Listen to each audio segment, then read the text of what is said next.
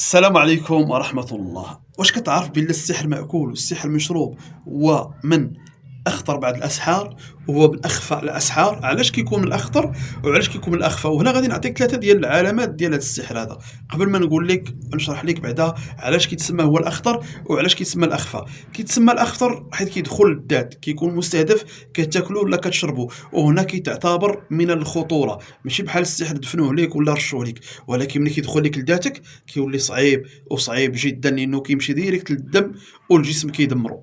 بالنسبة علاش كيكون خفي؟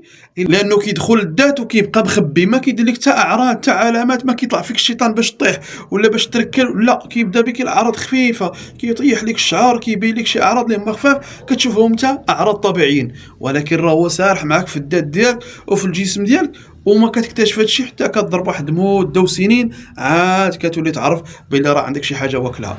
يلاه اجي نقول لك هاد ثلاثة د العلامات إلا عندك، عرف راه عندك هاد السحور هذا راه غير مخبي، مازال ما بانش مزيان وما شدش فيك مزيان.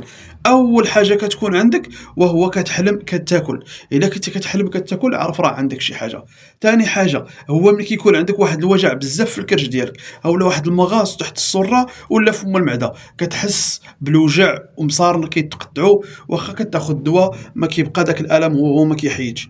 خذ الثالثة هو ملي كيكون عندك واحد الكرة هنايا فم القلب ديالك أولا فم المعدة ديالك، هنا كتكون عندك واحد الكرة، كتحس بشي كرة هنا بحال حابسة ليك، أولا شي عقدة فم المعدة ديالك ولا فم القلب ديالك كما كنقولوا، هذيك الكرة قاعدة تما خصك تخرجها ولا دير ليها شي حاجة. خذ مني الرابعة والأخيرة، هو إلا كيكون عندك ملي كتفيق الصباح كيجيك بحال باغي ترد، كيجيك الردان على الصباح، ولا اللي كليتيها كتردها ما كتبقاش فيك في كرشك. هادو كلهم علامات ديال راه عندك شي حاجة مأكولة ولا شي حاجة مشروبة. ايوا بدا به قبل ما يسالي معاك. يلا السلام عليكم.